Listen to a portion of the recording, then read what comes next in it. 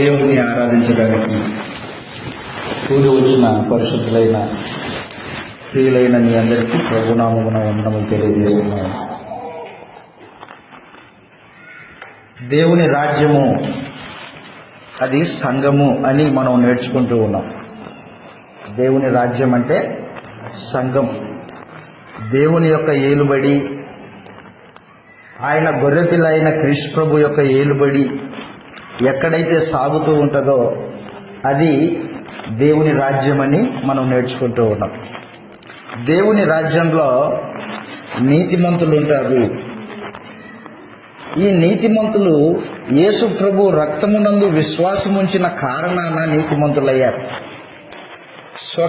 స్వకీయమైన మంచితనం చేత నీతిమంతులు కాలేదు వీళ్ళు.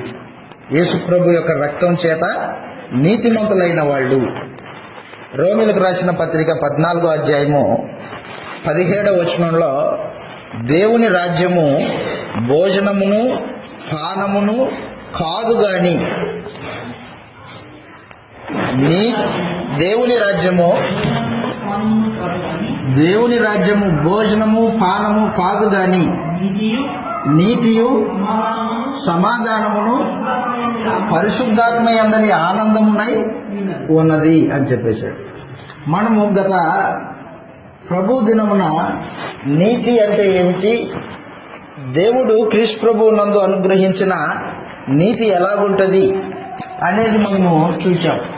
ఈ రోజున మనము ప్రత్యేకించి దేవుని రాజ్యంలో సమాధానము అనేది మనం ఆలోచన చేస్తాం. ఇప్పుడు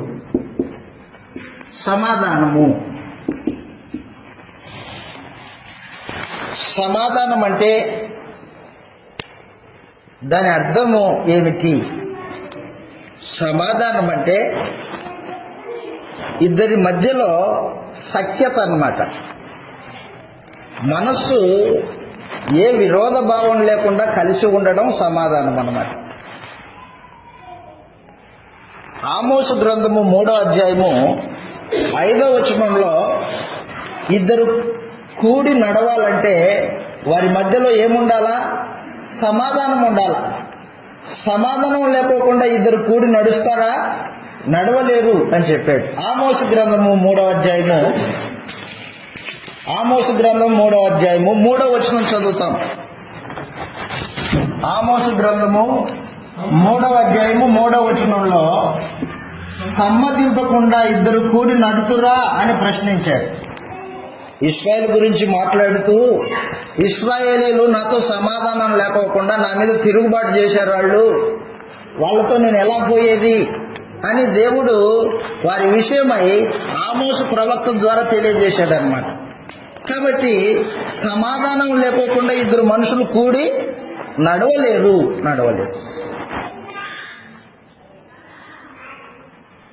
శత్రుత్వం కలిగి ఉంటే ఇద్దరు మనుషులు కలిసి నడవలేరు. ఒకరినొకరు సమాధాన పడినప్పుడు ఎంత దూరమైనా వెళ్ళడానికి అవకాశం ఉంటుంది. సమాధానము అన్నమాట. దేవుని రాజ్యంలో సమాధానం.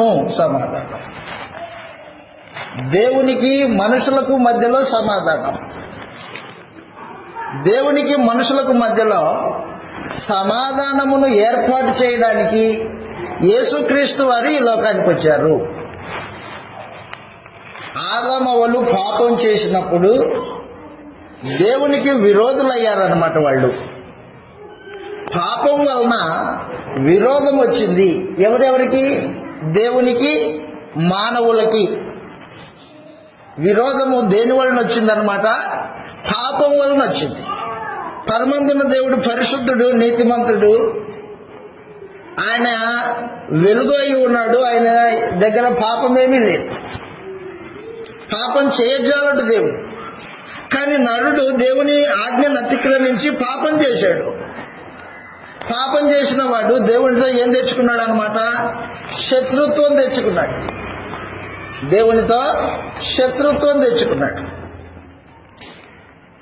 ఆదామవ్వలు పండు తినక మునుపు దేవునితో వారు సమాధానం కలిగి ఉన్నారు. దేవునితో సహవాసం చేసేవాళ్ళు వాళ్ళు. ఎప్పుడైతే పండు తిన్నారో ఇద్దరు దేవునికి విరోధులయ్యారు. దేవునికి విరోధులైన వారిని దేవుడు తనతో సహవాసం చేయనిస్తాడా? చేయనీయడు.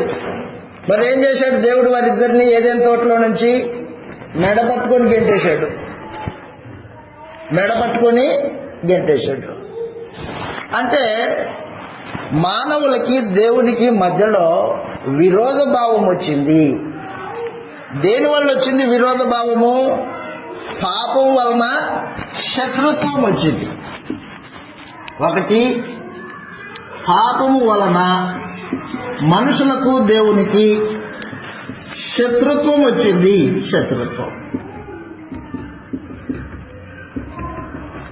శత్రుత్వం వచ్చింది.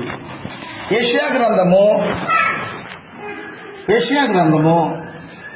59వ అధ్యాయము మొదటి 3 వచనాలు చదువుతాం. యెషయా గ్రంథము 59వ అధ్యాయము మొదటి 3 వచనాలలో మానవ జాతికి దేవునికి మధ్యలో శత్రుత్వం వచ్చింది. రక్షింపనేరకు ఉండునట్లు యెహోవా హస్తము కురచ కాలేదు, విననేరకు ఉండునట్లు ఆయన చెవులు మందము కాలేదు. మీ దోషములు మీకును మీ దేవునికిని అడ్డముగా వచ్చెను, మీ పాపములు ఆయన ముఖమును మరుగుపరిచెను. గనుక ఆయన ఆలకించుకున్నాడు. మీ చేతులు రక్తము చేతను మీ వ్రేళ్ళు దోషము చేతను అపవిత్రపరచబడి ఉన్నాయి అన్నమాట. పాపి అయిన వాని ముఖమును చూడడానికి దేవుడు ఇష్టపడడు. పాపి యొక్క ప్రార్థనను దేవుడు ఆలకించడు.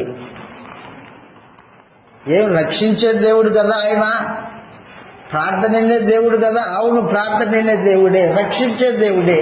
కానీ తన విరోధుల యొక్క ప్రార్థనని, తన విరోధుల యొక్క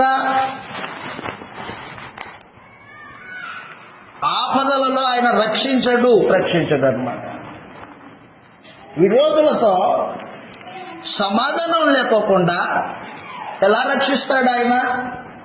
అందుకని చెబుతున్నాడు అనమాట, రక్షింపనేరకుండునట్లు యెహోవా హస్తము కురచగాలేదు, విననేరకు ఉండునట్లు ఆయన చెవులు మందము కాలేదు గాని మీ దోషములు ఆయనకు మీకు అడ్డముగా వచ్చారు, మీ పాపములు ఆయనను మీరు ముఖమును మరుగుపరిచను అని చెప్పేశాడు అనమాట. పాపి అయిన వాడికి మనుషుడికి మధ్యలో పాపం వలన శత్రుత్వం వచ్చింది. ఈ శత్రుత్వము పోవాలంటే మధ్యవర్తి కావాలి. దేవునికి మానవ జాతికి మధ్యలో వచ్చిన శత్రుత్వాన్ని తీసివేయడానికి ఒక మధ్యవర్తి కావాలి. మధ్యవర్తి యేసుక్రీస్తు. శత్రుత్వాన్ని తీసివేసే సామర్థ్యం కలిగిన మధ్యవర్తి యేసు ప్రభు. దేవునితో శత్రుత్వము మంచిది కాదు. పొరుగువారితో శత్రుత్వం ఉంటే ఏదో కొంచెం నష్టం వస్తుంది అంతే. కానీ దేవునితో శత్రుత్వం కలిగి ఉంటే నీ ఆత్మ నిత్యత్వములో నిత్యాగ్ని దండానికి వెళ్ళిపోతుంది. కాబట్టి మానవుడు ఏం చేయాలంటే దేవునితో శత్రుత్వం లేకోకుండా జీవించడం అనేది జీవిత లక్ష్యముగా పెట్టుకోవాలి. పాపం వలన శత్రుత్వం వచ్చింది. ఇంకా ఏ రూపంలో శత్రుత్వం వస్తుంది? కొలస్సీలకు రాసిన పత్రిక 2వ అధ్యాయంలో శత్రుత్వము దేవునితో ఎలా వచ్చింది? క్షమించండి, 1వ అధ్యాయము 21వ వచనం చదువుతాం. కొలస్సీలకు రాసిన పత్రిక 1వ అధ్యాయము 21వ వచనంలో గత కాలమందు దేవునికి దూరస్తులను బాగా గుర్తుపెట్టుకోండి, దుష్క్రియల వలన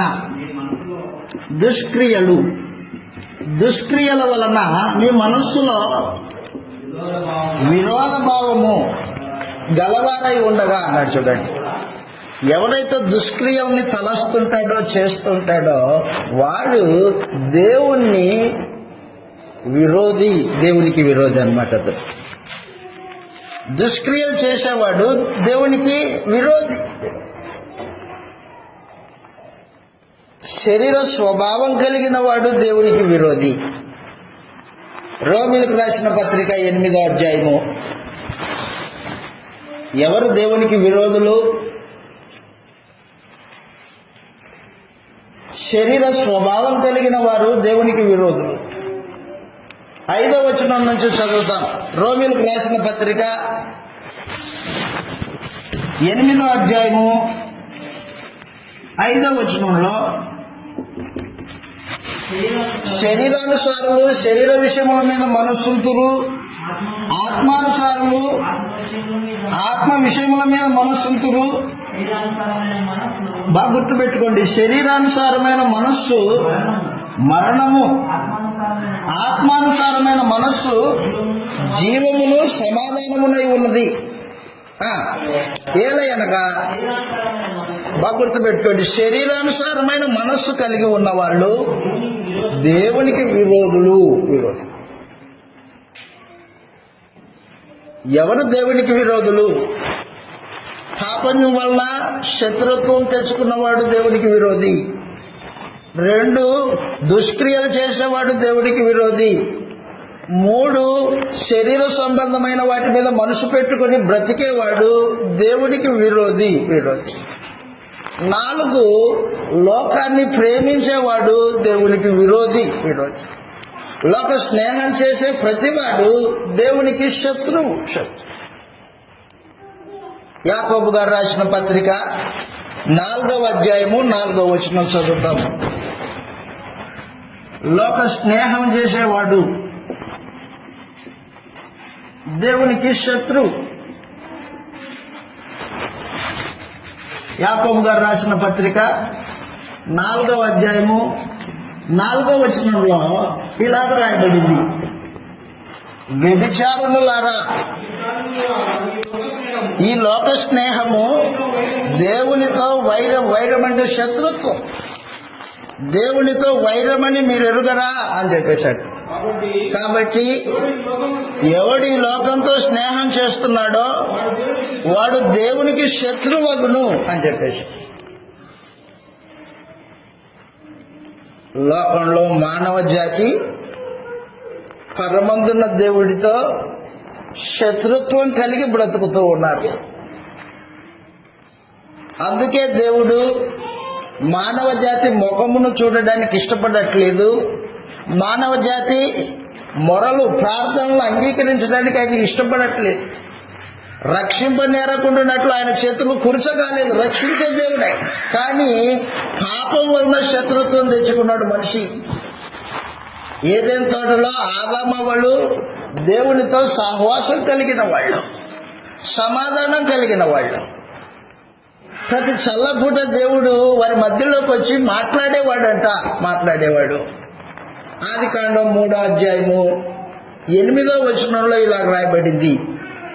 ఆదికాండం 3వ అధ్యాయము 8వ వచనంలో, ప్రతి చల్లపూట యెహోవా ఏదేను తోటలో సంచరించుచున్న ఆదాము దగ్గరికి వచ్చాడు అని చెప్పాడు. అక్కడ చల్లపూటను ఆదామును అతని భార్య అవ్వ తోటలో సంచరించుచూ ఉండగా దేవుడైన యెహోవా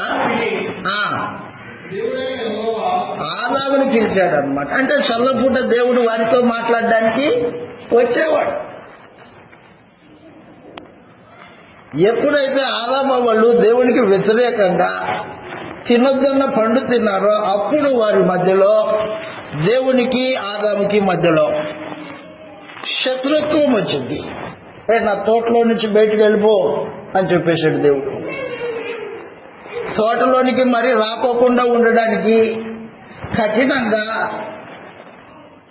కేరూబుల్ని, అగ్నిజ్వాలల్ని కాపలా పెట్టాడు. ఏదేదో తోటకి కాపలా పెట్టాడు. ఏమయ్యా అంత శత్రుత్వం మానవుని మీద నీకు? నాకు కాదు, వాడంతకు వాడే నా మీద శత్రుత్వం ప్రకటించాడు. పాపం చేసి నాకు శత్రువు అయ్యాడు, దుష్క్రియ జరిగించాడు, దుర్నీతి కార్యక్రమం జరిగించి నాకు శత్రువు అయ్యాడు. అతను శరీర సంబంధమైన స్వభావము కలిగి శత్రువు అయ్యాడు. అతడు లోకాన్ని స్నేహించాడు. శరీరాశ, నేత్రాశ, జీవపు డమ్ము కలిగి తినొద్దన్న పండు తిన్నాడు. దానివల్ల శత్రుత్వం వచ్చింది.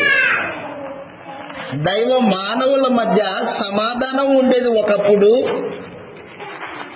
కానీ అపవాది ఎప్పుడైతే మనుషుణ్ణి పాపానికి ప్రేరేపించి శోధించి వారి చేత పాపం చేయించిందో అప్పటి నుండి మానవ జాతి అందరూ దేవునికి శత్రువులయ్యారు. శత్రుత్వం వచ్చింది.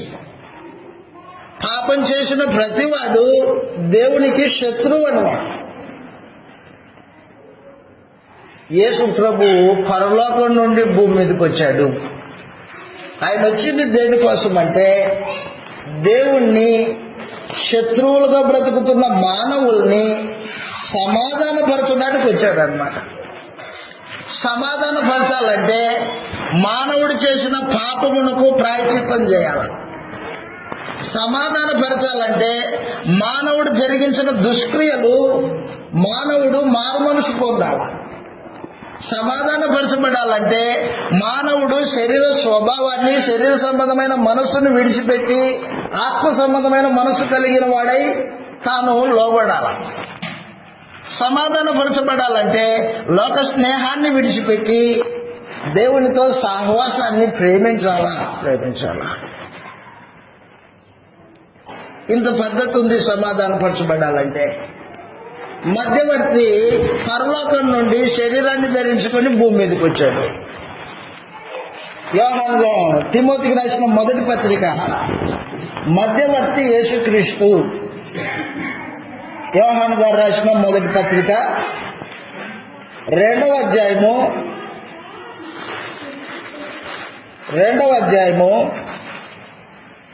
5వ వచనం చదువుతాం. శత్రుత్వాన్ని తీసివేసే మధ్యవర్తి వచ్చాడు. ఇప్పుడు సమాధానాన్ని దేవునికి మనుషులకి మధ్యలో సమాధానాన్ని చేకూర్చడానికి యేసు ప్రభు మధ్యవర్తిగా వచ్చాడనమాట. 5వ వచనం చదువుతాం. తిమోతికి రాసిన మొదటి పత్రిక 2వ అధ్యాయము 5వ వచనంలో దేవుడు ఒక్కడే, దేవునికి నరులకును మధ్యవర్తి ఒక్కడే.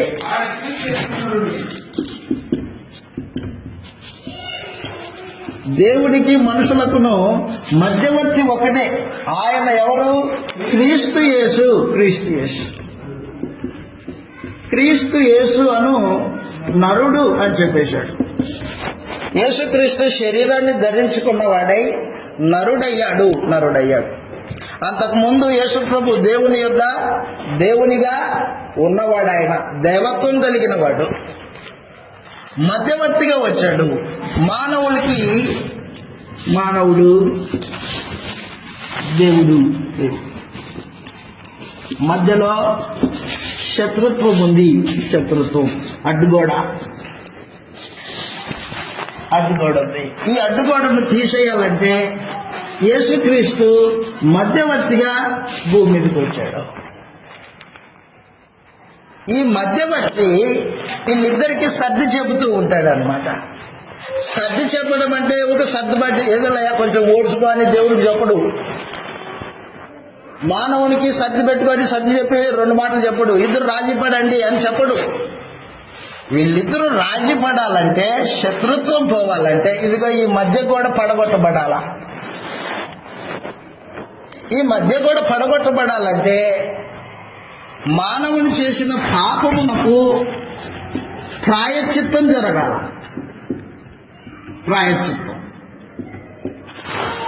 పాపానికి తగిన శిక్ష ప్రాయశ్చిత్తం అంటే. పాపానికి పరిహారం చేయాలంటే యేసుక్రీస్తు శిలువ మీద చనిపోవాలా. పాప పరిహారం జరగాలంటే యేసు ప్రభువు మరణం నొందాలా. అమూల్యమైన పాపం లేని తన రక్తాన్ని చిందించాలన్నమాట. అయ్యా, పాపి యొక్క శిక్షను నేను భరిస్తాను. మానవ జాతి అందరూ చేసిన పాపానికి అనుభవిస్తానండి అని క్రీస్తు యేసు మనుషులందరి కొరకు మరణము రుచి చూడడానికి శిలువ మీద చనిపోవడానికి నర రూపంలో దాల్చాడు. నర రూపంలోకి వచ్చాడు ఆయన. కాబట్టి శత్రుత్వం కలిగిన మానవుణ్ణి దేవునితో సమాధానపరచాలంటే క్రీస్తు యేసు శిలువ మీద తన రక్తం చేత ప్రాయశ్చిత్తం చేయాలి. పాపానికి ప్రాయశ్చిత్తం జరగకోకుండా దేవుడు మనుషుడితో సమాధాన పడకపోతే మనుషుడు పాపిగానే నిలిచుంటాడు. పాపిగా మనిషికి చచ్చిపోయాడు అనుకో, నిత్యత్వము నరకంలో అనుభవిస్తాడు. దేవుడు ఉగ్రత అనుభవిస్తాడు. కాబట్టి యేసుక్రీస్తు వారు మధ్యవర్తిగా లోకానికి వచ్చి మానవుల పాప పరిహారం కొరకు తానే కల్వరి శిలువలో తన ప్రాణాన్ని ఇష్టపూర్వకంగా అర్పించాడు. చదువుతో ఇలా రాయబడింది. యోహాను గారు రాసిన మొదటి పత్రిక 4వ అధ్యాయము 10వ వచనంలో. యోహాను గారు రాసిన మొదటి పత్రిక 4వ అధ్యాయము 10వ వచనంలో ఇలా రాయబడింది.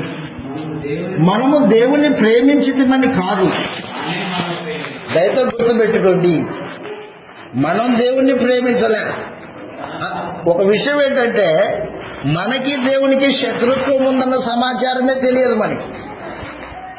ఎవరో ఒక ఆయన వచ్చి, నువ్వు పాపం చేశావు, నువ్వు దేవునికి శత్రువుగా ఉన్నావు, దేవుని కోపం ఉంది, అలాగే నువ్వు చచ్చిపోతే నరకానికి పోతావని ఒక ఆయన వచ్చి చెప్పాడు. మనకి సువార్త చెప్పాడు.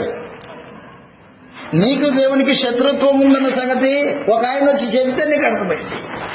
మరి దాన్ని ఎలా తీసేసుకుంటావు శత్రుత్వాన్ని? దేవునితో మనకున్న శత్రుత్వాన్ని తీసేసుకోవడానికి మన దగ్గర ఏముంది? మన దగ్గర ఏమీ లేదు. మనం పాపులం. కానీ దేవుడే కనికరం చూపించాడు మన పట్ల. తన ప్రేమను వెల్లడిపరిచాడు అన్నమాట. చదువుతా అక్కడ రాయబడింది, దేవుడే మనల్ని ప్రేమించి మన పాపములకు ప్రాయశ్చిత్తమై ఉండడానికి తన కుమారుణ్ణి లోకంలోనికి ఇందులో ప్రేమ ఉంది.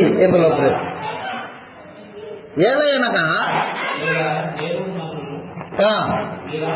ఇలాగను ప్రేమించగా సహోదరులు ఒకరినొకరు ప్రేమించుకోవాలని చెప్పాడు. కాబట్టి దేవుడు క్రీస్తు యేసుని ఈ లోకానికి పంపించి మన పాపములకు ప్రాయశ్చిత్తంగా ఆయనను కల్వరి శిలువకు నలగగొట్టాడు అనమాట.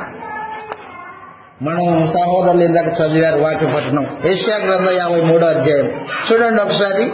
యెషయా గ్రంథం 53వ అధ్యాయం ప్రత్యేకించి 4-5 వచనాలు చదువుతాం.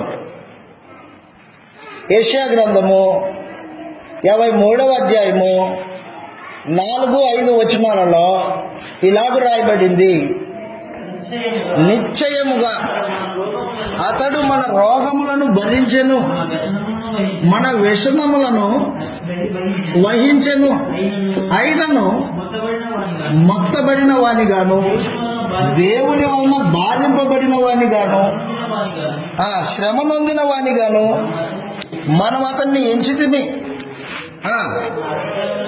మన అతిక్రమ క్రియలను బట్టి ఆయన గాయపరచబడ్డాడు, మన దోషములను బట్టి నలగొట్టబడ్డాడు. అది ఆ మాట అండర్లైన్ చేసుకోండి. సమాధానార్థమైన శిక్ష అతని మీద పడిను. ఎవరతడు? యేసుక్రీస్తు మధ్యవర్తి. మానవులకి దేవునికి మధ్యలో మధ్యవర్తి. వారితో సమాధాన పడాయా? వారితో సమాధాన పడాలంటే పాపానికి ప్రాయశ్చిత్తం జరగాల. పాపానికి ప్రాయశ్చిత్తం జరగాలంటే రక్తం కావాలా. అది పాపం లేని రక్తం కావాలా. మానవుల్లో ఎవరికైనా పాపం లేని రక్తం ఉందా? మానవుల్లో ప్రతివాడు పాపం చేసిన వాడే. మరి మానవునికి విమోచన ఎట్లా? మరి ఇప్పుడు మధ్యవర్తి ఏం చేశాడంటే, తండ్రి నేను మానవుల కొరకు శిలువను అనుభవిస్తాను, పాపం లేని నా రక్తాన్ని వారి కొరకు ధారపోస్తాను, అయితే ఓకే అన్నాడు దేవుడు. అయితే ఓకే. సమాధానార్థమైన శిక్ష ఆయన మీద మోపెను అన్నమాట. యేసు ప్రభు మన కొరకు శిలువ మీద చనిపోయాడు. మన కోసం అంటే దేనికోసం? ప్రత్యేకంగా దేవునికి మనకి మధ్యలో ఉన్న శత్రుత్వాన్ని తీసివేయటం కోసం. రోమీయులకు రాసిన పత్రిక 5వ అధ్యాయం. రోమీయులకు రాసిన పత్రిక 5వ అధ్యాయము 9-10 వచనాల్లో ఇలాగ రాయబడింది. రోమీయులకు రాసిన పత్రిక 5వ అధ్యాయము 9-10 వచనాలలో ఇలాగ రాయబడింది. కాబట్టి ఆయన రక్తం ఎక్కడుంది? యేసుప్రభు రక్తము శిలువ మీద కాల్చబడిన నిర్దోషమైన నిష్కలంకమైన రక్తం. కాబట్టి ఆయన రక్తం వలన మనం ఇప్పుడు నీతిమంతులముగా తీర్చబడి మరింత నిశ్చయముగా ఆయన ద్వారా, యేసు ప్రభు ద్వారా ఉగ్రత నుండి రక్షింపబడితిమి. రక్షణ వచ్చిందనమాట.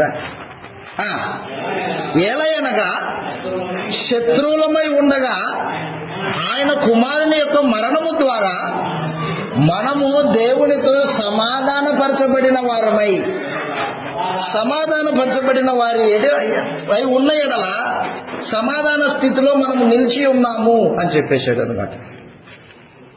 శత్రువుల మధ్యలో సమాధానం తీసుకురావడానికి క్రీస్తు యేసు మధ్యవర్తిగా ఈ లోకానికి వచ్చాడు.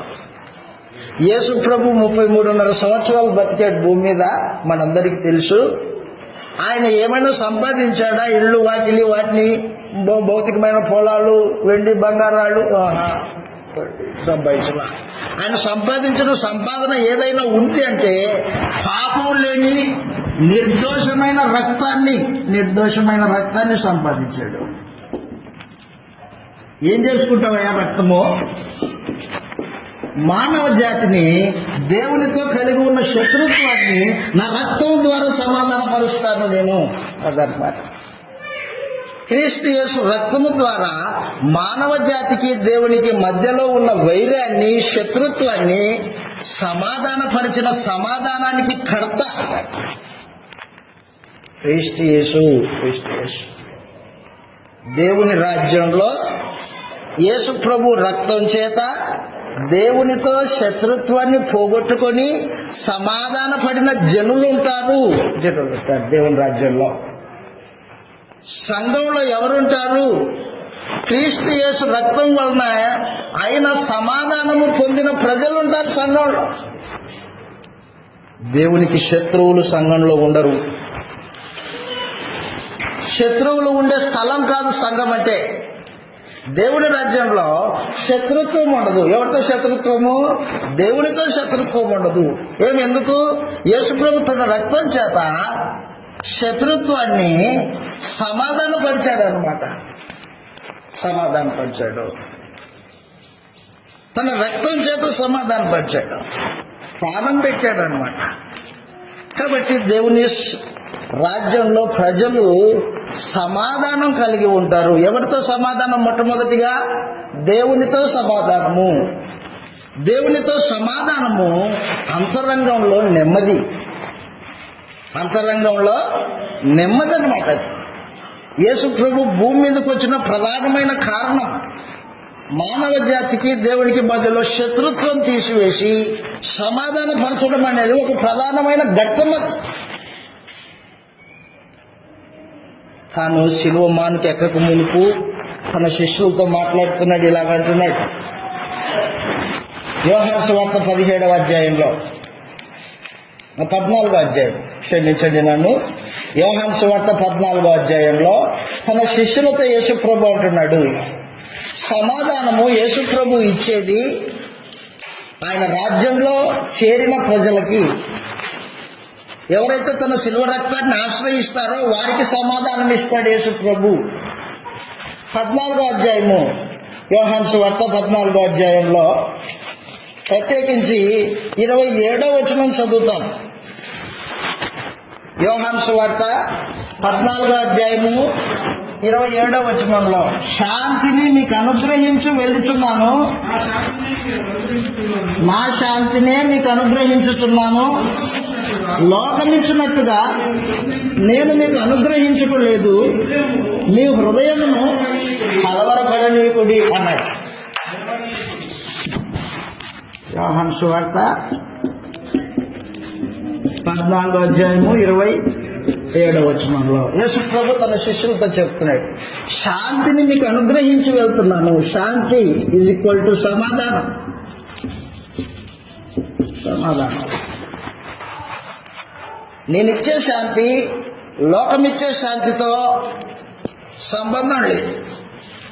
మనుషులు లోకంలో శాంతి కలిగి ఉండాలని ప్రతి మనిషి కోరుకుంటాడు.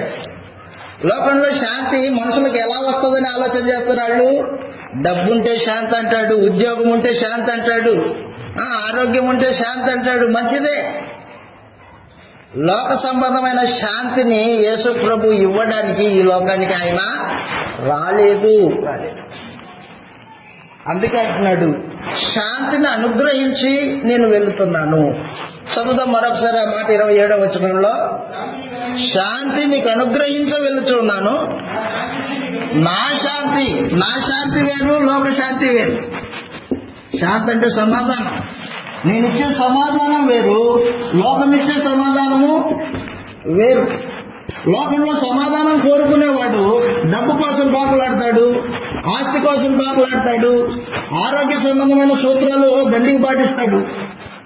ఏమయ్యా ఏ పరిస్థితి అంటే, ఎన్నున్నా ఆరోగ్యం ఉండాలి కదండి, ఆరోగ్యం మహాభాగ్యం అంటాడు. లోకంలో శాంతి సంబంధమైన పరిస్థితులను ఏర్పాటు చేసుకుంటుంటాడు మనిషి. కానీ యేసు ప్రభు అనుగ్రహించే శాంతి లోక శాంతికి వ్యతిరేకమైంది, భిన్నమైంది. ఒకవేళ నువ్వు యేసు ప్రభు దగ్గరికి వచ్చేటప్పుడు లోక సంబంధమైన వాటి కోసమే, దాంట్లో తొలతూగడం కోసం వస్తే ఆయన దగ్గర అది లేదు. ఆయన ఇవ్వడు. దేవుని రాజ్యంలో ప్రవేశించిన వాళ్ళు యేసు ప్రభు అనుగ్రహించే సమాధానం కొరకు ఆయన దగ్గరికి వస్తారనమాట. యేసు ప్రభు అనుగ్రహించే సమాధానం ఏమది? ఇలాగ రాయబడింది. ఆయన అనుగ్రహించే సమాధానం ఏంటంటే, దేవునికి నీకు మధ్యలో సమాధానము, పాపం వలన వచ్చిన వైర్యమును తీసేసాడు ఆయన. అప్పుడు దేవుడు నీకు దేవుడు అవుతాడు. అప్పుడు దేవుడికి నీవు కుమారుడివి, కుమార్తె అవుతావు. దేవుడే నీతో సంబంధ బాంధవ్యాలు కలిగి ఉంటాడు అన్నమాట. విచిత్రం ఏంటి చెప్పనా? పాపం చేసింది ఎవరు? మనము. విరోధులమైంది ఎవరు? స్వయంకృత అపరాధం వలన విరోధత్వం తెచ్చుకున్నది ఎవరు? మనము. ఎవరితో? దేవునితో శత్రుత్వం తెచ్చుకుంది మనం. ఇప్పుడు బతిమలాడాల్సింది ఎవరిని? దేవుని బతిమలాడు. దేవా నీతో సమాధానమే తండ్రి అని బతిమలాడాలి. కానీ మనం ఆయన్ని సమాధానం అడగట్లేదు. కానీ ఆయనే మనల్ని ప్రేమించి మన పాపముల కొరకు యేసు ప్రభువును పంపించి ఆయన నిర్దోషమైన రక్తం చేత మనతో సమాధాన పడాలని సువార్తను పంపించాడు. సువార్త, సమాధాన సంబంధమైన సువార్త. చదువుతాం. ఇలా రాయబడింది రోమపత్రిక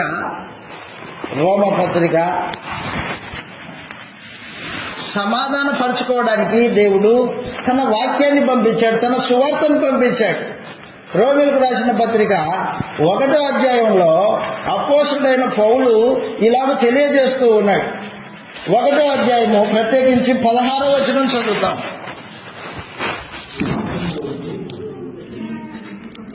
సువార్తను గూర్చి నేను సిగ్గుపడువాడను కాను, ఏలయనగా నమ్ము ప్రతివానికి. దేన్ని నమ్మేవాడికి? సువార్త నమ్మేవాడికి.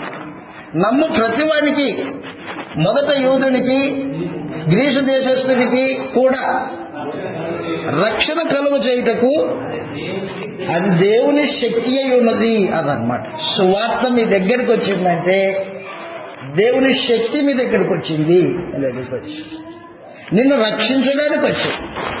నీతో తనతో ఉన్న వైర్యాన్ని తీసేసుకోవడానికి, నిన్ను తనతో సమాధానపరచుకోవడానికి వచ్చింది. కానీ ఈ రోజున మనుషులు దేవుని సువార్తని ఎదిగి కూడా మారు మనసు పొందడానికి వెనకడుగు వేస్తున్నారంటే దాని అర్థం ఏంటి? దేవుని శక్తిని గ్రహించని వాళ్ళై ఉన్నారు అన్నమాట. కాబట్టి సువార్త దేవుని శక్తి. దాని దగ్గరికి వచ్చిన వాళ్ళు, దాన్ని అంగీకరించిన ప్రతివాడు దేవునితో సమాధానపరచబడతాడు. దేవుడే మనుషులని తనతో సమాధాన పడడానికి మధ్యలో రాయబారులను పంపించాడు అనమాట. రాయబారులు వచ్చారు. ఈ రాయబారులు ఎవరు? అపోస్తలులు. కొరింథీయులకు రాసిన మొదటి పత్రిక 2వ పత్రిక 5వ అధ్యాయము 18వ వచనం నుండి మనం చదువుతాం. ఇలాగ రాయబడింది 21 వరకు. సమస్తము దేవుని వలనైనవి, ఆయన మనల్ని క్రీస్తు ద్వారా తనతో సమాధానపరుచుకొని ఆ సమాధానపరచు పరిచర్య మాకిచ్చాడు. మాకంటే ఎవరాళ్ళు? అపోస్తలులు. అదేమనగా దేవుడు వారి అపరాధములను వారి మీద మోపక, అదిగో క్రీస్తు నందు లోకాన్ని తనతో సమాధానపరచుకొనుచు ఆ సమాధాన వాక్యాన్ని మాకు అప్పగించును. కావున మేము దేవుడు మా ద్వారా వేడుకొనున్నట్లు క్రీస్తుకు రాయబారులమై ఉండి దేవునితో సమాధానపడుడని క్రీస్తు పక్షమున మేము మిమ్మల్ని బతిమాలుకొంటున్నాం. రండయ్యా, సువార్తను నమ్మండి, మారు మనసు పొందండి, బాప్తిసం తీసుకోండి, క్రీస్తు సంఘంలో చేరండి అని చెబుతుంటే మనుషుని షౌకి సువార్త వెర్రితనంగా ఉంది. ఆ సువార్తను నమ్మిన వానికి ఆ సువార్త దేవుని శక్తి అయి ఉంది. సువార్త నమ్మిన వాడు దేవుని శక్తిని నమ్మాడు, దేవునితో సమాధానపరచబడ్డాడు. అలా సమాధానపరచబడి వచ్చిన వాళ్లే సంఘం అంటే వాళ్ళు. నేను బాప్తిసం పొందాను, నేను నమ్ముకున్నాను, వచ్చి కూర్చుంటాను. కూర్చో, అయితే నీకు సందేశం తెలుసా? దేవుని రాజ్యపు వాతావరణం తెలుసా? దేవుని రాజ్యంలో ఉండే ఆత్మ సంబంధమైన సమాధానము ఏ రీతిగా వచ్చిందో తెలుసా అంటున్నాను నేను. దాన్ని ఎరిగే బాప్తిస్మం పొందావా? కాబట్టి క్రీస్తు ప్రభు అనుగ్రహించే సమాధానము దేవునికి మానవ జాతికి అనుగ్రహించే సమాధానం. పాపం వలన వచ్చిన శత్రుత్వాన్ని తీసివేసి సమాధానపరుస్తాడు. అందుకే శిష్యులకు చెప్పాడు, మీరు ఇలాగ ప్రార్థన చేయండి, పరలోకమందున్న మా తండ్రి అని ప్రార్థన చేయండి అన్నాడు. మీకు తండ్రి ఎవరన్నమాట? ఇక మీదట దేవుడు తండ్రి. మీ అవసరతలు తీర్చేవాడు ఆయన, మీతో సమాధానమును ఏర్పాటు చేసుకున్నవాడు ఆయన. ఇదిగో నేనే మధ్యవర్తిని అని యేసు ప్రభు తన శిష్యులకు పరలోకపు తండ్రిని పరిచయం చేశాడు అన్నమాట. కాబట్టి సమాధానము, యేసు ప్రభువు అనుగ్రహించే సమాధానము నీకు దేవునికి మధ్యలో సమాధానం. అది ఆత్మ సంబంధమైన సమాధానం, అది లోక సంబంధమైనది కాదు. లోకం ఇచ్చినట్టు అనుగ్రహించే సమాధానం యేసు ప్రభు ఇవ్వడు. ఆయన వచ్చింది దేనికోసం అంటే తన శాంతిని ఇవ్వడానికి వచ్చాడు, తన సమాధానాన్ని ఇవ్వడానికి వచ్చాడు. కాబట్టి దేవుని రాజ్యంలో భోజనము పానము కాదు, దాంట్లో ఏముంటది? సమాధానం ఉంటుంది. సమాధానపరచబడిన జనులు ఉంటారు. ఎవరితో సమాధానం? అది దేవునితో సమాధానం. నేను ముందుకెళ్తున్నా. క్రీస్తు ప్రభు తన రాజ్యంలో అనుగ్రహించే సమాధానం ఒకటి, దేవునితో సమాధానం.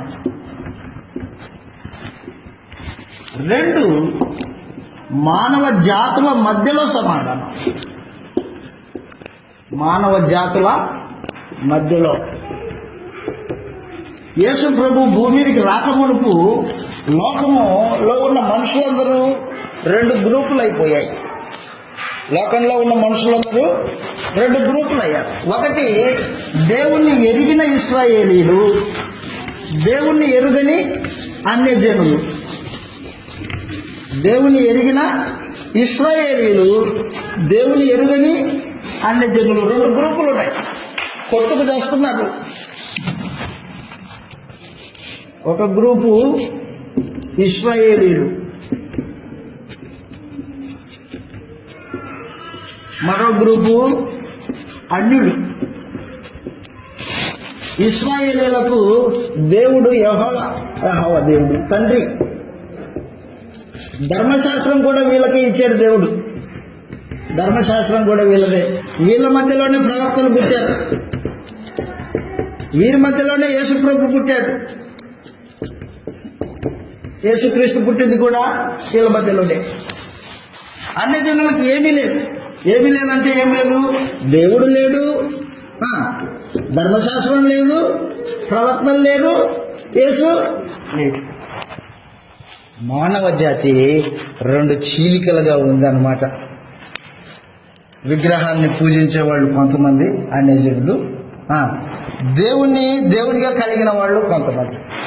అయితే యేసుక్రీస్తు వారు భూమి మీదకి వచ్చింది ఇదిగో ఈ ఇశ్రాయేలీయుల్ని, ఈ అన్యుల్ని తన శిలువ మరణం ద్వారా వారి మధ్యలో ఉన్న జాతి భేదాన్ని తీసివేసి సమాధానపరచడానికి వచ్చాడు అనమాట. ఏ కులమైనా, ఏ మతమైనా, ఏ ప్రాంతానికి చెందిన వాడైనా యేసు ప్రభు రక్తంలో మునిగి పాపాలు కడిగేసుకుంటే అతడు క్రైస్తవుడవుతాడు.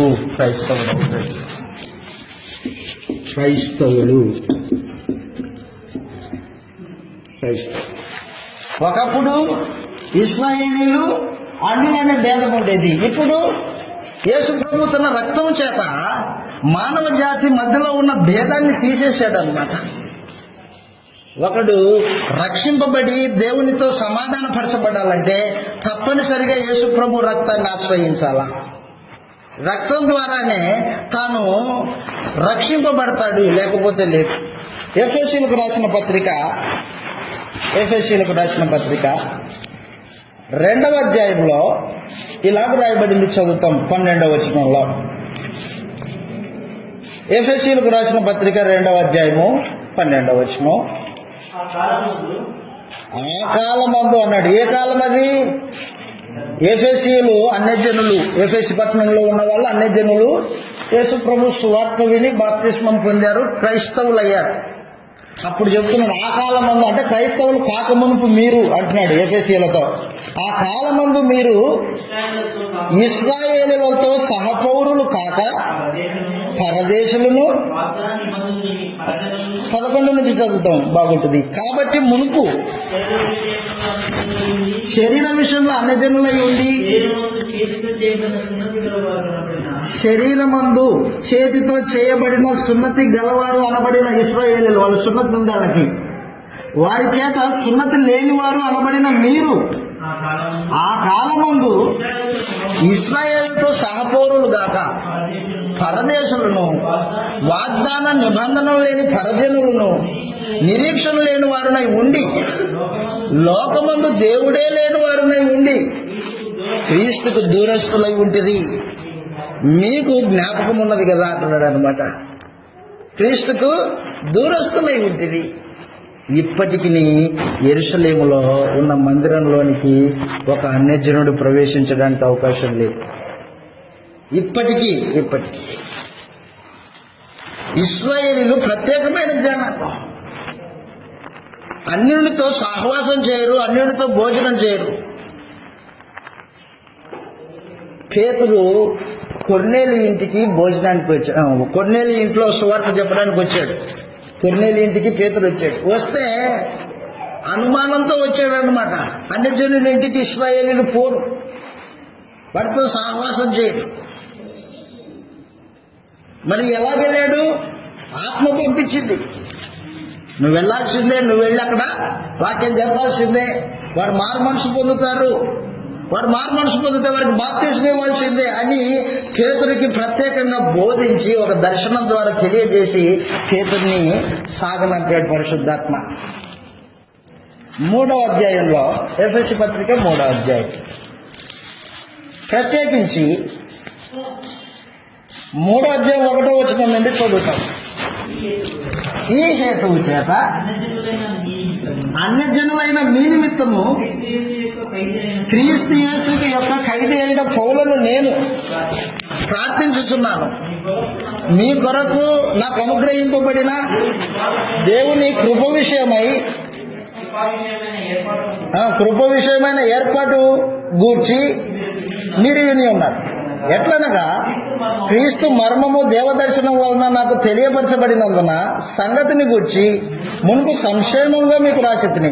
మీరు దాన్ని చదివిన ఎడల దానిని బట్టి ఆ క్రీస్తు మర్మమును గూర్చి నాకు కలిగిన జ్ఞానమును గ్రహించుకొనగలరు. ఈ మర్మం ఇప్పుడు ఆత్మ మూలముగా దేవుని పరిశుద్ధులకు అపోస్తులకును ప్రవక్తలకు బయలుపరచబడి ఉన్నట్టుగా పూర్వకాలమందు మనుషులకు తెలియపరచబడలేదు. ఈ మర్మం ఏదంటే అన్యజనులు సువార్త వలన క్రీస్తు యేసునందు యూదులతో పాటు సమాన వారసత్వం అన్నమాట. సమాన వారసత్వం. ఎవరికి వారసులు? ఇల్లు దేవునికి వారసులు. దేవునికి వారసులు. సమాన వారసత్వమును ఒక శరీరం అందలి సాటి అవయవాలను వాగ్దానంలో పాలివారునై ఉన్నారు అనున్నదియే అన్నాడు అన్నమాట. కాబట్టి క్రీస్తు ప్రభు రాజ్యంలో మొట్టమొదటిది మనుషులు దేవునితో సమాధానం కలిగి ఉంటారు. సమాధానము అంతరంగంలో ఉంటుంది. నాకు భౌతికమైన తండ్రి ఉన్నాడు అనుకో, ఆయన్ని నేను తండ్రి అని పిలిస్తే ఏమి నా కుమారుడా అని పిలుస్తాడు. సమాధానం ఉంటే అలాంటి పిలుపులు ఉంటాయి. సమాధానం లేకపోతే ముఖం వెనక్కి తిప్పుకొని వెళ్ళిపోతాడు, చెప్పిన మాట వినకపోతే తండ్రి.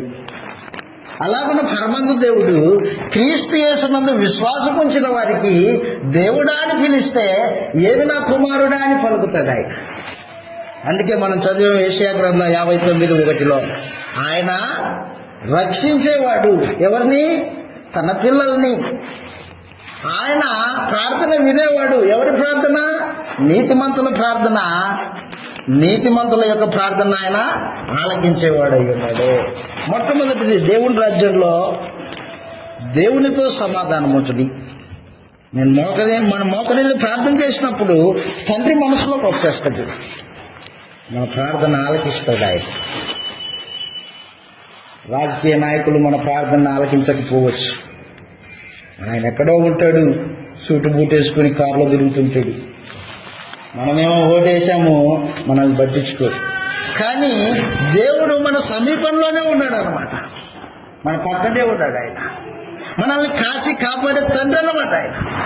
కాబట్టి దేవుని రాజ్యంలో మనుషులు అనుభవించే ఆత్మ సంబంధమైన దీవెన ఏంటంటే దేవునితో సహవాసము. దేవునితో సహవాసం, దేవునితో సమాధానం. ఒకవేళ నేను చనిపోయాను అనుకో, దేవుడు నన్ను ఆహ్వానిస్తాడు పరలోకానికి. ఎందుకు? సమాధానం కలిగి బతికాను కాబట్టి. ఇక్కడ అదే శత్రుత్వం కలిగి బతికితే ఆహ్వానిస్తాడా? ఆహ్వానిస్తాడు. కాబట్టి దేవుని రాజ్యంలో మనుషులు అనుభవించే ఆత్మ సంబంధమైన దీవెన ఏంటంటే ఒకటి దేవునితో సమాధానము, రెండవది మనుషుల మధ్యలో, జాతుల మధ్యలో సమాధానం. ఒక ఆమె అంటుంది, అయ్యా నేను యేసుప్రభుని నమ్ముకొని చాలా రోజులయ్యా, మా కుటుంబంలో శాంతి లేదు, సమాధానం లేదంటుంది.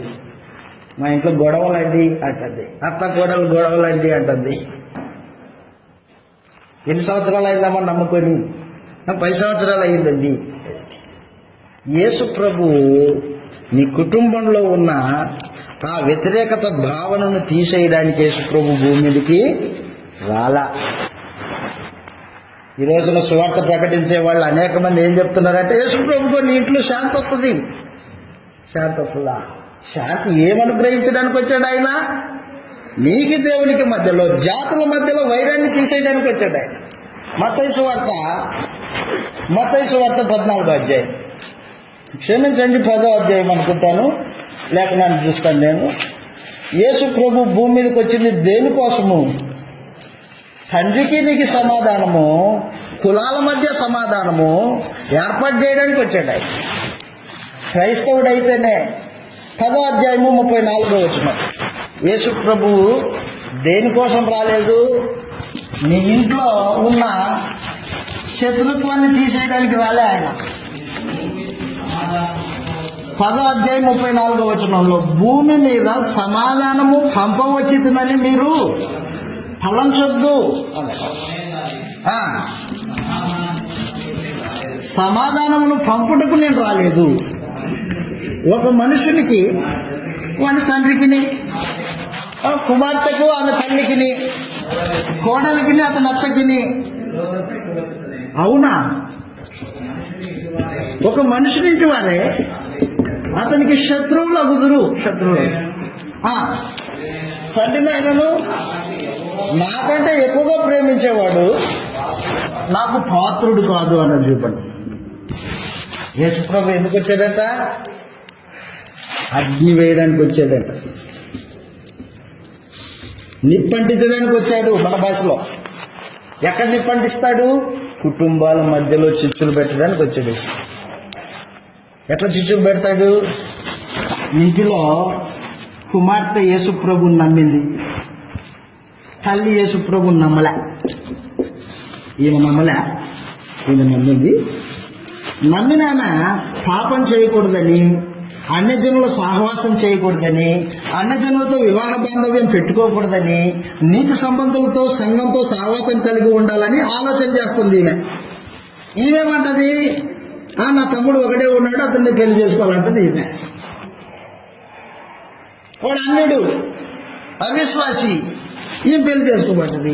ఇక్కడ అగ్ని వచ్చిందనమాట, మంటలు రేకెత్తాయి. ఎటు తిరిగి నేను క్రీస్తు యేసు కోసమే ప్రాణం ఇస్తాను, నీ ప్రేమ ఉంటే ఉండని, నా ప్రేమ యేసు ప్రభు నా కోసం ప్రాణం పెట్టాడు ఆయన అని బిడ్డ యేసు ప్రభును ప్రేమించే విషయంలో జీవితాన్ని నడుచుకుంటూ పోతుంటే కుటుంబంలో వైరం వస్తుంది అనమాట. వైరం వస్తుంది. అలాంటి కుటుంబాలు కలిగిన వాళ్ళు ఉన్నారా?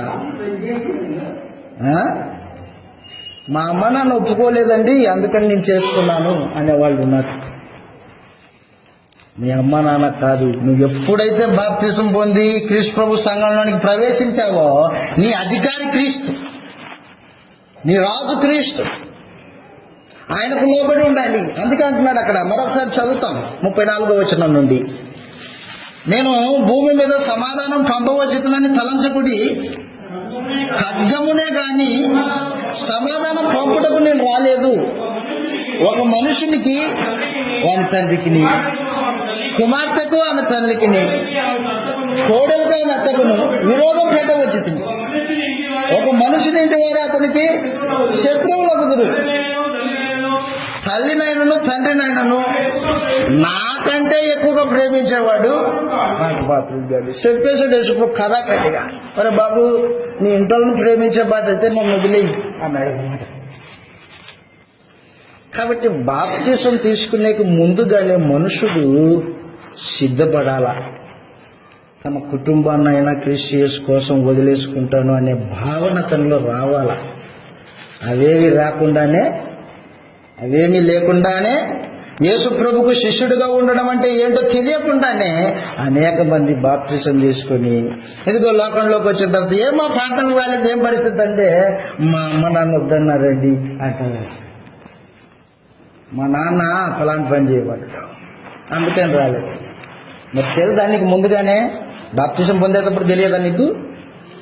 కాబట్టి క్రీస్తు ప్రభు భూమి మీద సమాధానపరచడానికి వచ్చాడు. ఎవరితో సమాధానం అన్నమాట? దేవునితో ఆత్మ సంబంధమైన సమాధానం ఇస్తాడు ఆయన. నీ ఇంట్లో కాదు, నీ ఇంట్లో వ్యతిరేకత ఉండనే ఉంటుంది. అది ఎందుకంటే నువ్వేమో దేవుడి కోసం బతకాలని ఆలోచన చేస్తున్నావు. నీ ఆలోచన, నీ హృదయం దేవుని పట్ల ఉంది. నీ ఇంట్లో ఉన్న వారి ఆలోచన విధానము భౌతికంగా లోకం పట్ల ఉంది.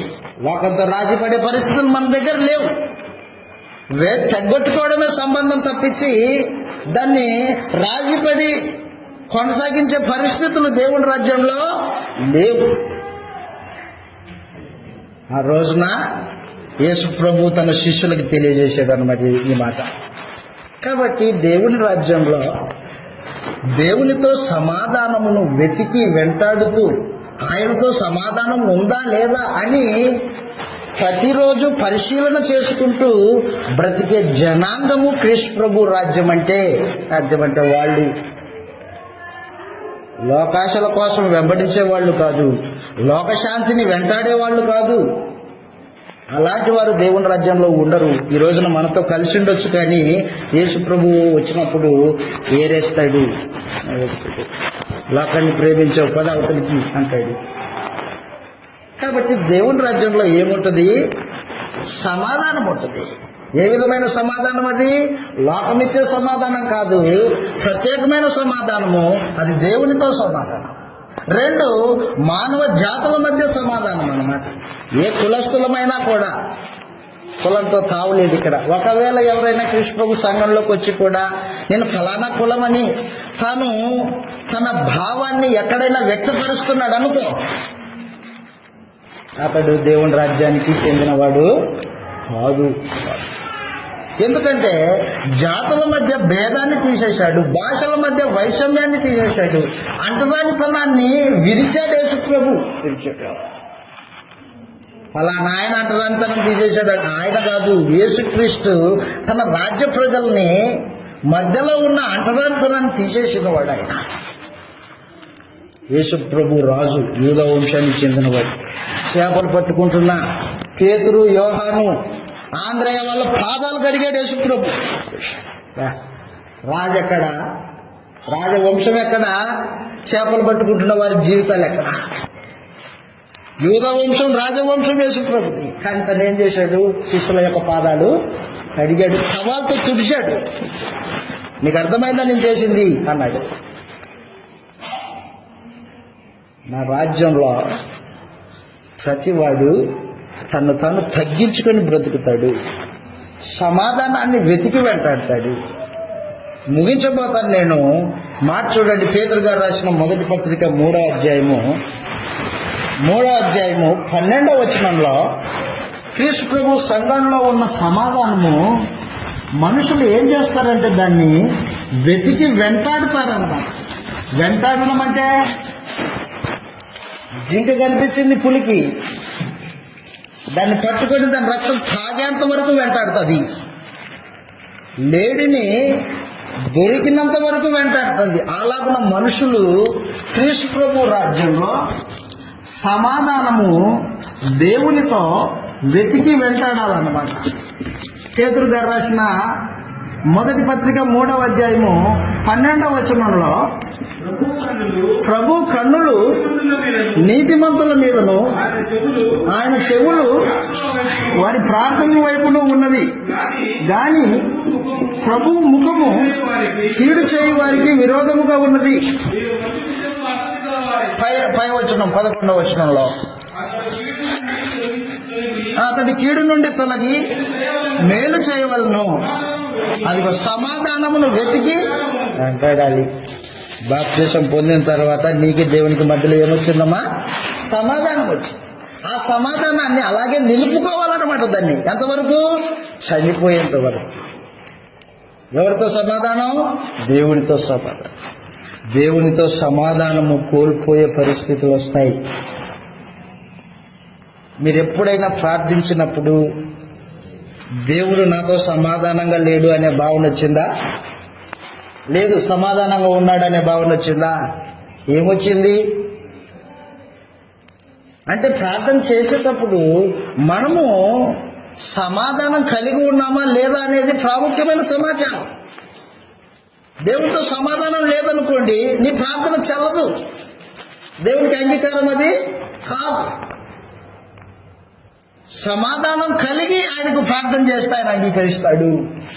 అదే అంటున్నాడు 12వ వచనంలో, నీతిమంతుని ప్రార్థన వైపు దేవుని చెవి పెట్టి ఉంటాడు అనమాట. ఆయనకి ఇష్టం నీతిమంతుని ప్రార్థన.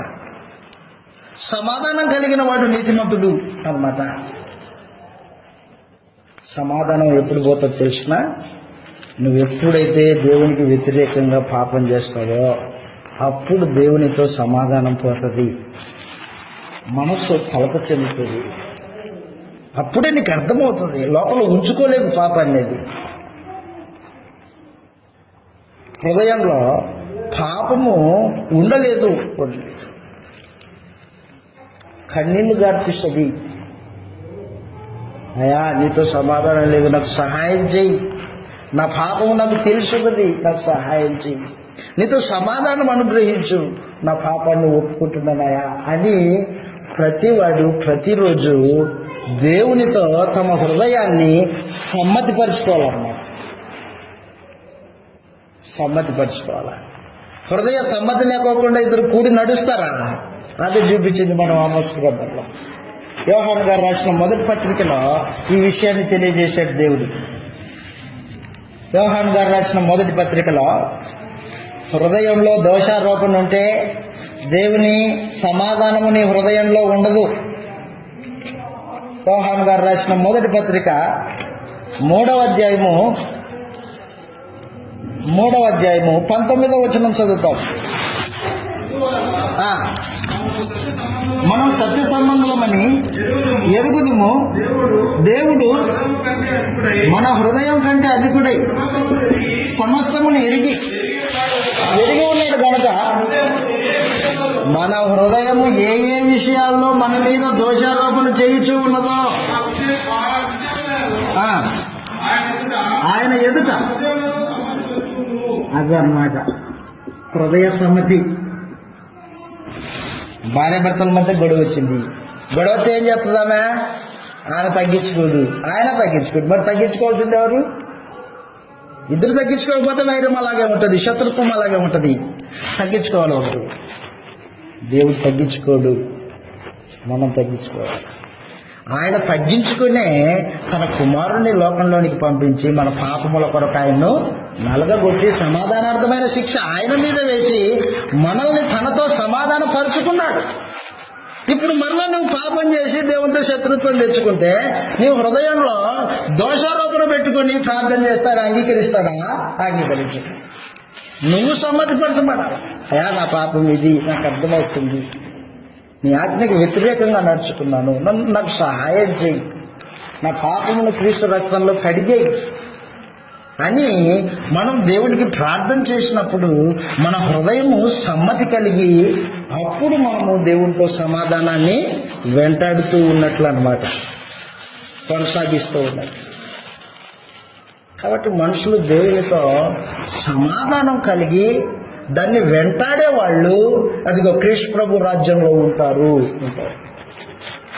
చివరి మాట ఏంటంటే, క్రీస్తు ప్రభు సంఘంలో ప్రవేశించిన ప్రతి సభ్యురాళ్ళు వీళ్ళ మధ్యలో సమాధానం ఉంటుంది అన్నమాట. వీళ్ళ మధ్యలో సమాధానం ఉంటుంది. ఈ సమాధానాన్ని కలిగించే వాళ్ళు ఎవరంటే పరిశుద్ధాత్మ.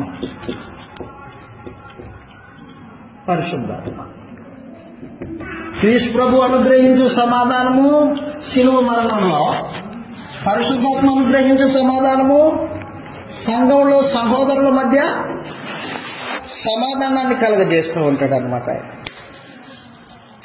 ఒక సహోదరుడి మీద నాకు విరోధ భావం వచ్చిందనుకో, ఏదో ఒకటి నచ్చలా, అప్పుడు నేనేం చేయాలన్నమాట? ఎడముఖం పెడముఖం పెట్టుకొని అలాగే రొట్టెలో ద్రాక్ష రసంలో చెయ్యకూడదు. అపరాధిని అవుతాను, పాపిని అవుతాను. నేనేం చేయాలంటే, సహోదరుడా నీ విషయం నాకు ఇదిగో ఈ అభ్యంతరం ఉంది, నువ్వు దాన్ని మార్చుకో. తను మార్చుకున్నాడు అనుకో, సమాధానం అన్నమాట.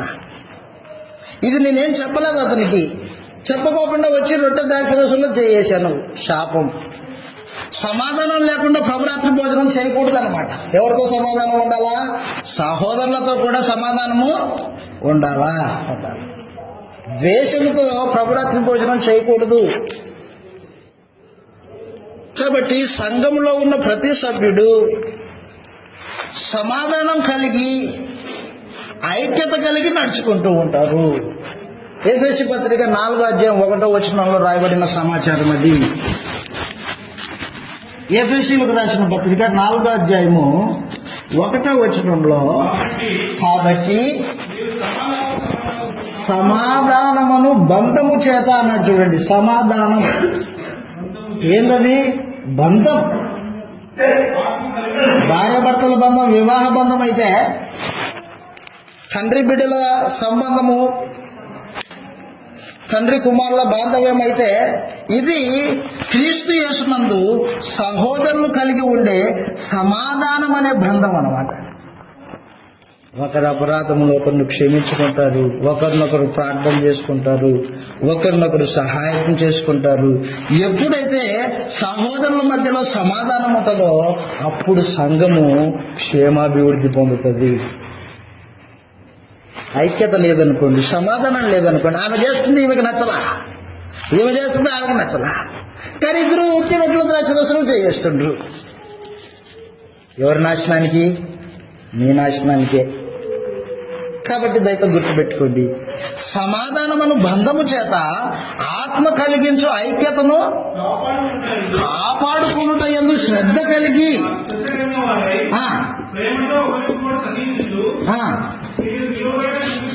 మీరు పిలువబడిన పిలుపునకు అదన్నమాట దీర్ఘశాంతముతో కూడిన సంపూర్ణ వినయముతోను సాత్వికంతోను ప్రభువును బట్టి మిమ్మల్ని బతిమాలు కొంచున్నాను అని చెప్పాడు. కాబట్టి సంఘంలో క్రీస్తు ప్రభు అనుగ్రహించే సమాధానము తులతూగుతూ ఉంటుంది అనమాట. తాండవిస్తూ ఉంటుంది సమాధానం. ఆమె అంటే ఏం పడదు, ఏమంటే ఆమె అతనంటే అతనికి పడదు, ఇంకో అతనికి పడదు. అదే ఆ సంఘం అంటే ఏమా? అదే సంఘం అంటే సహోదరులారా, సంఘం అంటే అది కాదు. దేవుడు సంకల్పించిన సంఘము, ఆ రాజ్యంలో సమాధానం ఉంటుంది. ఈ సమాధానము క్రీస్తు యేసు రక్తం వలన మనుషులకి దేవునికి మధ్యలో సమాధానం ఒకటి, 2 జాతుల మధ్యలో సమాధానం అన్నమాట. ఏ కులస్తుడైనా క్రీస్తు యేసునందు విశ్వాసం ఉంచాడు అనుకో, సహోదరుడే. అతన్ని నీ కులం తక్కువ, నీ కులం ఎక్కువ అనే భావన ఉండకూడదు. ఉంటేది సంఘం కాదు, దేవుని రాజ్యం కాదు. 3 క్రీస్తు ప్రభు అనుగ్రహించే సమాధానము సహోదరుల మధ్యలో సమాధానం అన్నమాట. అది పరిశుద్ధాత్మ వలన కలిగే ఐక్యత అన్నాడు అన్నమాట. దాన్ని ఏమన్నాడంటే బాండింగ్ అన్నాడు. సమాధానం అనే బంధం, బాండింగ్. చివరిగా క్రీస్తు అనుగ్రహించే ఈ సమాధానము మనుషుల హృదయాలలో ఎక్కడైనా పొరపాటు జరిగిందనుకో, అంతరంగంలో దేవుడికి వ్యతిరేకంగా,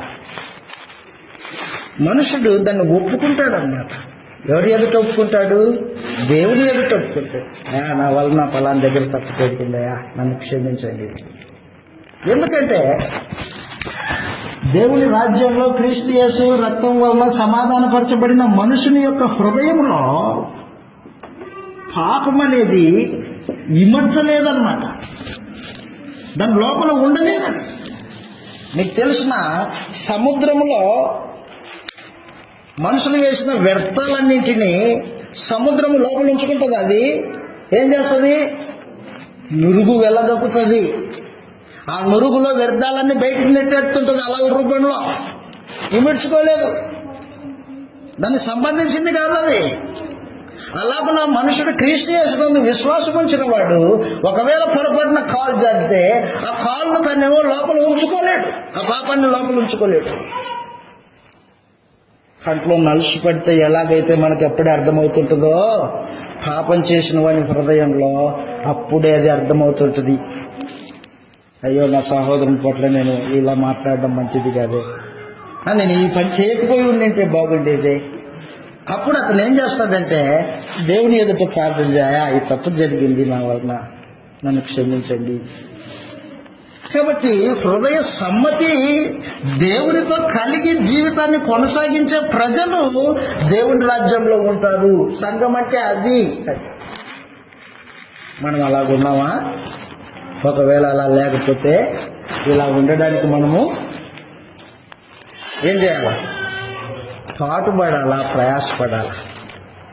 కాబట్టి మనం క్రీస్తు ప్రభు రాజ్యము, దేవుని రాజ్యం. మేము క్రీస్తు సంఘమే, అన్ని సంఘాలు లాంటివి సంఘం కాదు, కరెక్టే. అయితే క్రీస్తు సంఘం అయితే ఆయన రాజ్యము, ఆయన రాజ్యంలో ఇదిగో నీతి ఉంటుంది, ఇదిగో సమాధానం ఉంటుంది, పరిశుద్ధాత్మ యందలి ఆనందము ఉంటుంది. ఉందా? ఉంటేనే క్రీస్తు సంఘం మనం, లేకపోతే క్రీస్తు ప్రభు సంఘము కాలేం. మనం అనుకోవచ్చు, దేవుడు అనుకోవద్దు మనల్ని తన క్రీస్తు సంఘముగా. మనం ఆయన అనుకునేటట్టుగా మనము సమాధానం కలిగి బ్రతకాలా, దేవునితో సమాధానాన్ని వెతికి వెళ్ళాలి. మన మధ్యలో ఏ విధమైన భేదాలు ఉండకూడదు. అది ఏ విధమైన భేదమైనా ఉండకూడదు. దళిత, పేద, కుల, మత, ప్రాంతీయ ఏ భేదం ఉండకూడదు. మూడవది, సమాధానం అనే బంధము చేత మనము పరిశుద్ధాత్మ కలిగించు ఐక్యతను కాపాడుకుంటూ దాన్ని శ్రద్ధగా అవలంబించవలసిన వారమై ఉన్నాము అన్నమాట. నేను ఇంతటితో ఈ సందేశాన్ని ముగించేస్తూ ఉన్నాను. ఓపికగా విన్న మీ అందరికీ ప్రభువు నామమున వందనములు.